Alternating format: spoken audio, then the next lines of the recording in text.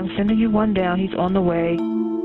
He's like laying on the floor screaming. He's sweating. He said he's got abdominal pain. Well, he can't fake this. When Kevil Wingo arrived at the Cobb County Jail Infirmary in 2019, nearly the entire medical staff believed he needed help. Tiffany Womack, a trained EMT, asked to check his vitals, but the nurse in charge, Annaleen Visser, said no. He actually fell backwards onto the floor and crawled to the window and was asking again, begging for help, and they could not breathe. Security camera video captures Kevil collapsing at least 5 times.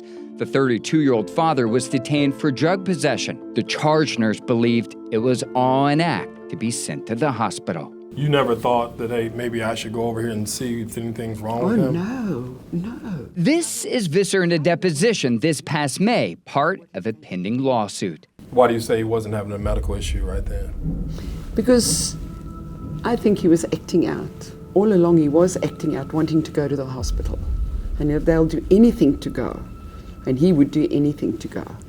Even if it means picking him off the floor. Chiara is one of Wingo's daughters. She don't know because she never checked.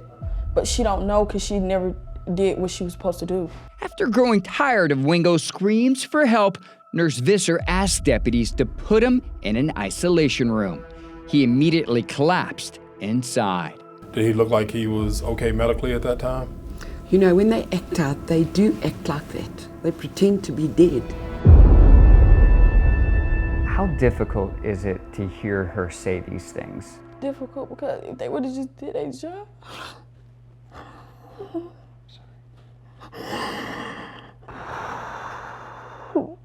They would have just did their job, we wouldn't be here.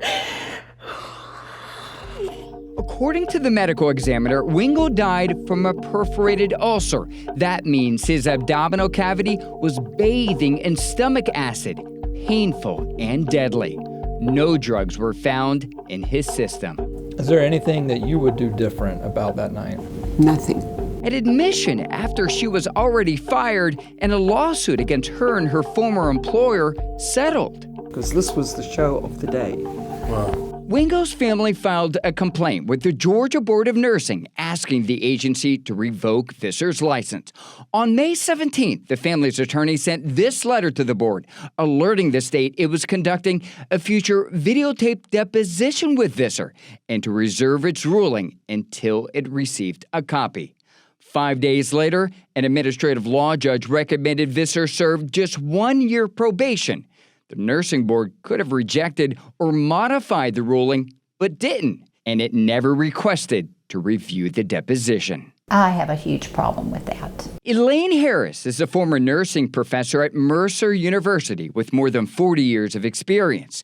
She believes the board made a decision based on incomplete information. Why do you think it would have been so important for the board to see this video deposition? They would have seen this nurse's utter lack of compassion, her utter lack of care. I can't envision her in any other practice setting and being considered a safe practitioner. The president of the nursing board, Tammy Bryant, declined to be interviewed about its decision. Secretary of State Brad Raffensperger, whose agency provides administrative support to the board, also declined.